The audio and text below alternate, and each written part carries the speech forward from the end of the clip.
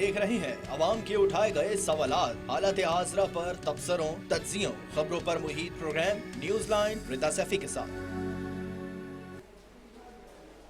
बिस्मिल्लाहिर्रहमानिर्रहीम। Programme news line के साथ आज के लिए मैं हूं आपका मेज़बान सैयद ताहा। नाज़रीन, पाक अफगान सरहद पर अमन की फाख्ता अब बारूद के धुएं में कहीं खो चुकी है। आज हम एक ऐसे मोड़ पर खड़े हैं जहां बरादर इस्लामी ममालिक और तस्वीराती गहराई जैसे जुमले किताबों की जीनत बनकर रह गए हैं। और साथ ही तल्ख हकीकत ये भी है कि पाकिस्तान ने अपनी बका और सालमियत के लिए अफगान सरजमीन के अंदर दहशत गर्दों के ठिकानों पर सर्जिकल स्ट्राइक्स की हैं। ये एयर स्ट्राइक्स कोई अचानक होने वाला वाक़या नहीं है, बल्कि ये सब्र का पैमाना लबरेज होना है जो गुज़श्ता कई सालों से दहशत गर्दी की शक्ल में आजमाया जा रहा था। मीर अली और शुमाली वज़ीरिस्तान में हमारे जवानों की शहादत के बाद रियासत पाकिस्तान ने वाज़ेह पैगाम दिया है कि अब सब्र की पॉलिसी ख़त्म हो चुकी है। लेकिन सवाल ये भी है कि हम यहाँ तक पहुँचे कैसे। हालिया हालात ये है कि काबुल की अबूरी हुकूमत ने इन हमलों को अपनी खुद मुख्तारी पर हमला करार दिया है, जबकि पाकिस्तान का मौक़िफ़ दो टोक है। अगर अफगान सरजमीन हमारे खिलाफ इस्तेमाल होगी तो हम खामोश नहीं रहेंगे। इस सारे मामले पर बात करने के लिए हमारे साथ मौजूद हैं गुलाम रसूल साहब, साबिक सफ़ीर हैं। बहुत शुक्रिया गुलाम रसूल साहब। आपको मेरी आवाज़ आ रही है? जी बिल्कुल, थैंक यू, शुक्रिया, आ रही थी आवाज़। जी जी जी। तो गुलाम रसूल साहब, आगाज़ करते हैं। कहिएगा कि सर्जिकल स्ट्राइक्स के बाद क्या हम अफगानिस्तान के साथ अब एक बाकायदा जंग की जानिब बढ़ रहे हैं? देखिए, मुझे सच्ची बात है, जब से ये कज़िया शुरू हुआ है मैं कभी सोच भी नहीं सकता कि हमारे इन दो ब्रदर मुल्कों के दरमियान जंग होगी। देखो, अफगानिस्तान के लोगों में अफगानिस्तान एज ए रियासत को आपको डिस्टिंग्विश करना होगा फ्राम वो जो टोला जो इस वक्त काबुल पे काबिज है या कंधार पे काबिज है। ये वो आम या हथियार जिसके हाथ में है टोला था जो उस वक्त सबसे ऑर्गेनाइज था और उस पे एतबार कर लिया गया। हमारी भी गलती और कोताह नजरी का नतीजा, दुनिया की भी कोताह नजरी, बाकी जो फोर्सेस उसमें शामिल थे, और एक मुआहदा इन्होंने किया इन गुड फेथ दोहा में कि जी हम अपनी सरजमीन जो है वो नहीं होने, जिसके सीधा सीधा नुकात थे कि हम अपनी सरजमीन जो है वो किसी भी नॉन स्टेट एक्टर्स के को इस्तेमाल नहीं करने देंगे, और ये कि अफगानिस्तान अब कभी भी किसी पड़ोसी मुल्क के लिए खतरा नहीं होगा, नंबर वन। नंबर टू कि जी हम आगे चल के जल्दी ही एक रिप्रेजेंटेटिव गवर्नमेंट करेंगे जिसमें तमाम तबकात शामिल होंगे अफगानिस्तान के। और ये जो दो मेजर जो है नुक्ते, उन्हीं से इन्होंने जो है वो इनहराफ किया है। तो एक लिहाज से ये एक इनहराफी टोला है, एक ऐसा टोला है जिसकी अपनी एक इंटरप्रिटेशन ऑफ इस्लाम है वो। और अब मसला पता है क्या है साहब, जो हमें और आपको समझना चाहिए कि now it is about controlling the minerals of Afghanistan. अब उनको पता है कि अगर हम डाइवर्स हुकूमत करेंगे तो ये जो इतना सारा मिनरल वहां पड़ा हुआ है उस पर कौन कब्जा करेगा। अब जो मैं रिपोर्ट पढ़ रहा था, इस वक्त जो है वो कंधारी टोले ने तमाम मिनरल्स पे कब्जा कर लिया, उसके अपने वहां आम गार्ड बैठे हुए हैं। तो इसलिए मैं नहीं समझता कि ये टोला अब इस काबिल एतबार कर सकते हैं हम इसको कि ये किसी नॉर्मल तरीके से आ जाए। क्योंकि जब अगर नॉर्मल स्टेट आ जाती है जिसमें कानून के मुताबिक हुकूमत होती है और उसमें हर चीज एक सलीके से होती है, तरतीब से होती है, तो फिर इनको इतना सारा वाफर पैसा जो आ रहा है वहां से वो नहीं मिलेगा। लिहाजा हमें इस चीज को समझना चाहिए कि इस आर्म ग्रुप का या ये जो हथियार वाला टोला है उसको मसला इसका है, फिर नैर्कोटिक्स है, स्मगलिंग है, तो वो एक नेक्सस है नॉन स्टेट एक्टर्स का विद ग्लोबल क्राइम सिंडिकेट्स जो होते हैं उनके साथ। तो इसलिए हमें बहुत एहतियात से इसको समझना भी है। लेकिन आपकी बात बिल्कुल दुरुस्त है कि पाकिस्तान की स्टेट को एक्ट करना पड़ा, बड़ी बादल नाख्वात था, लेकिन उसके अलावा चारा नहीं था। क्योंकि जब आपके अपने बच्चे, खवातीन, मर्द और सिपाही ऑफिसर्स जवान शहीद हो रहे हो तो फिर आपके पास इसके अलावा कोई चारा नहीं कि आप अपने आप को डिफेंड कर सकें। अच्छा गुलाम रसूल साहब, रियासत पाकिस्तान तो काफ़ी दफ़ा ये कह चुकी है, पहले भी कह चुकी है अफगान हुकूमत को कि आए मिलकर बैठते हैं और ये जो TTP है इसको एक साथ मिलकर जड़ से उखाड़ते हैं, लेकिन वहाँ से खामोशी। इस पर क्या कहेंगे आप? जी बिल्कुल यही मसला है कि वो बातचीत करने के तैयार ही नहीं है। वो इस चीज को اس لیے میں نے آپ کو بتایا کہ ان کے پاس کوئی انسینٹیو نہیں ہے. جب بات چیت ہوگی تو ان کا یہ جو پورا کاروبار ہے ٹیررزم کا, یہ جو پورا کاروبار ہے انلیگل منرلز کا, وہ تمام بند ہو جائے گا. تو اور وہ پھر اپنا اس ٹیررزم کو ایز اے ڈپلومیٹک لیوریج کہہ رہے ہیں. وہ اس لیے کہ دنیا کو پتا ہے کہ یہ لیجٹیمیٹ رجیم ہے یہاں پہ. اس کے جو اس وقت جس طرح سے وہ گورن کر رہا ہے, یا جس طرح سے اس کے ریلیشن شپ ہے, جو کہ کسی نے بھی قبول نہیں کیا اس کو as a legitimate government of Afghanistan, تو وہ ایز اے لیوریج کر رہا ہے کہ اگر ہمیں نہیں ایکسپٹ کرو گے تو یہ ہم سے بھی زیادہ خطرناک لوگ بیٹھیں جو کہ اس کے اپنے وہ ہیں پراکسیز ہیں بیسیکلی. تو وہ جب آپ نان اسٹیٹ ایکٹرز کو ایز اے پراکسی استعمال کرتے ہو تو پھر یہ بہت خطرناک کمبینیشن بنتا ہے, اور اس سے اجتناب کرنا چاہیے افغانستان کو. اب بھی وقت دور نہیں, یہ توبہ طائب ہو جائیں, بات چیت کریں پاکستان کے ساتھ, بات چیت کریں تمام ریجنل کنٹریز کے ساتھ. اور اس میں بہت سارے لوگوں نے کہا بھی ہے, چائنا ہمارا اچھا دوست ہے اور وہاں اس کے انویسٹمنٹس ہیں افغانستان میں, کیونکہ دیکھیے افغانستان میں امن جو ہے وہ BRI جو ہے اس کا بیلٹ اینڈ روڈ انیشیٹو, اس کی جو ایفیکیسی ہے یا اس کا آپریشنلائز ہونا ہے وہ بندہ ہوا ہے. لہذا چائنا کا بہت بڑا اسٹیک ہے. باقی سینٹرل اسٹیٹ جو ہے ان کا بڑا اس میں انٹرسٹ ہے. تو اس لحاظ سے میں سمجھتا ہوں کہ افغانستان کو سیریسلی ہو کے بیٹھ کے کام کرنا چاہیے امن کے لیے.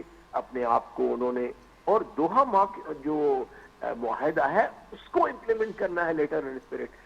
یہاں پہ آتا ہے رول انٹرنیشنل جتنے بھی ایکٹرز تھے یا جو گارنٹر تھے جنہوں نے گارنٹی دی تھی کہ ہم جی اس کو امپلیمنٹ کرائیں گے, ان کو اب کرنا ہے کہ وہ آ کے اس کو جو ہے وہ امپلیمنٹ کرائیں. اور ان کو جو طالبان ہیں ان کو اس بات پہ مجبور کریں کہ ان کے ساتھ بات چیت تبھی ہوگی, ان کے ساتھ انویسٹمنٹ تبھی ہوگی, ان کے ساتھ ریگولیشن تب ہوگی جب آپ دوحہ ایگریمنٹ کو جو ہے وہ لیٹر اور اسپرٹ میں امپلیمنٹ کریں گے, جس کے اندر یہ دونوں نقاط شامل ہیں کہ کوئی ٹیررسٹ نہیں ہوگا آپ کی ٹیریٹری پہ, کسی پڑوس والی ملک کو نہیں ہوگا کوئی خطرہ, اور آپ ایک جو ہے وہ کثیر جہتی جو حکومت ہے وہ بنائیں گے. تو ان چیزوں پہ کرنے کے بعد ہوپ فلی, کیونکہ اب یہ بھی نہیں ہو سکتا نا کہ ہمیشہ کے لیے یہ طالبان کی حکومت کے انڈر رہے افغانستان, اور یہ جو تلوار ٹیررزم کی ہے وہ ہر وقت پاکستان کے اوپر لٹکتی رہے.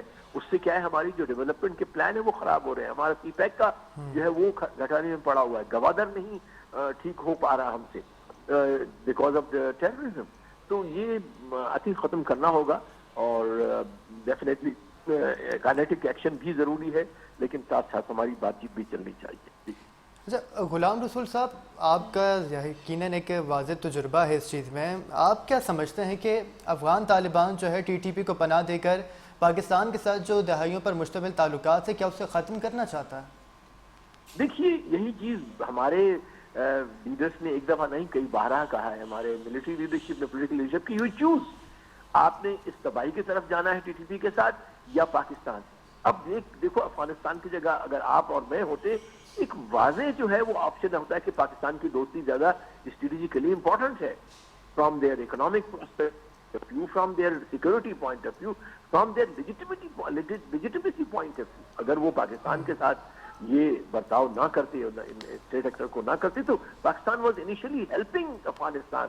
جتنے اس کے پیسے رکے ہوئے تھے اس حوالے سے ہم یونائٹڈ نیشنز سے بات چیت کر رہے تھے, لوگوں جتنی بھی کنٹریز تھیں ان کو کہہ رہے تھے کہ نہیں ان کے پیسے واپس کرو. انفیکٹ کہا ہے ہم نے, جو $6 بلین US کے پاس ہے, کئی بار ہماری اسٹیٹمنٹس آئی ہیں منسٹری آف فارن افیئر سے, ہمارے بہت سے لیڈرز نے کہا ہے کہ نہیں یہ غریب ملک ہے, اس کے لوگوں کو بڑی تکلیف ہے, آپ پیسہ واپس کریں جو وہاں ان بینک سے پڑا ہوا ہے. لیکن ان کو they don't want to listen to this. ان کو آرام سے $40 بلین آتے رہتے ہیں ہر مہینے میں, اسی پیسوں میں سے جو انٹرسٹ ہے جو بھی کچھ ہے, اور وہ اپنا پھر وہ بانڈ دیتے ہیں جتنے بھی ان کے نان اسٹیٹ ایکٹرز ان کے پے رول کے اوپر ہیں, اور اس کو ڈاکومنٹ کیا گیا ہے. Actually it's not what I am seeing, otherwise UN کی ایک رپورٹ ہے اینٹی ٹیررزم کے اوپر افغانستان میں, اس میں یہ کہا کہ اب یہ اتنا پیسہ آتا ہے اور یہ اتنا پیسہ وہاں جاتا ہے. It's not difficult these days to trace the money which goes from point A to point B.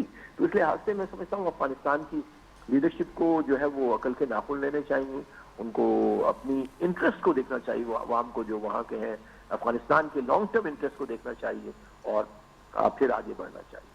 اچھا غلام رسول صاحب, اب یہ جو پاکستان کی جانب سے ایئر اسٹرائکس کی جا رہی ہیں نشانہ بنایا جا رہا ہے ان کے جتنی بھی کابل اور ننگرہار میں افغان طالبان کی جو فوجی تنصیبات ہیں، تو کیا یہ واضح پیغام نہیں ہے کہ ریاست پاکستان نے اب جو صبر کی پالیسی ہے اس کو ترک کر دی، اور اگر ترک کر دی تو اس میں اتنی دیر کیوں لگا دی؟ دیکھیے اس میں یہ ہے کہ ٹائمنگ تو بڑا مشکل ہے کسی بھی کنٹری کو کسی رسپانس کے لیے، پر definitely Pakistan has been giving lot of time to Afghanistan کہ ان کو وقت دیا جائے، ان کے ساتھ بات چیت کی جائے. تیسری جو ہے وہ جو دوست ملک ہیں ان کو بیچ میں لایا گیا، جس میں قطر تھا، جس میں چائنا، جس میں اور بہت سارے، ٹرکی تھا، لیکن انہوں نے خود جانے سے انکار کر دیا. آخری بار جب ایران میں ایک کثیر جہتی میٹنگ ہوئی تھی ریجنل کنٹریز کی، جس میں تمام آ گئی تھی، سینٹرل ایشین کنٹریز آئی تھی، رشیا آیا تھا، چائنا بھی اس میں شامل تھا، لیکن یہ نہیں، انہوں نے اپنا بندوق نہیں بھیجا. اسی طرح سے پھر ایک اور میٹنگ ہونی تھی اسلام آباد میں، اس میں بھی تمام ریجنل کنٹریز آئی، انہوں نے بات چیت کی، لیکن they refuse to attend any peaceful or any ایسی کوئی بات چیت جس سے پرامن طریقے سے یہ جو ٹیررزم کا مسئلہ ہے اس کو حل کیا جائے. تو پھر اب اس کے پاس پاکستان کے بعد پھر اب کیا آپشن رہ جاتا ہے؟ It's bad as it said, لیکن حقیقت ہے، اس سے آدمی انکار نہیں کر سکتا. اچھا غلام رسول صاحب، اب یہ جو ہم دیکھ رہے ہیں کہ جتنی بھی سچویشن چل رہی ہے، جیسے پاکستان نے ہم دیکھیں ریسنٹلی رات میں جو کابل اور ننگرہار میں افغان طالبان کی فوجی تنصیبات کو نشانہ بنایا ہے، یہ کتنی بڑی کامیابی آپ دیکھ رہے ہیں؟ دیکھیے اس کو کامیابی کا لفظ بڑا پازیٹیو ہے.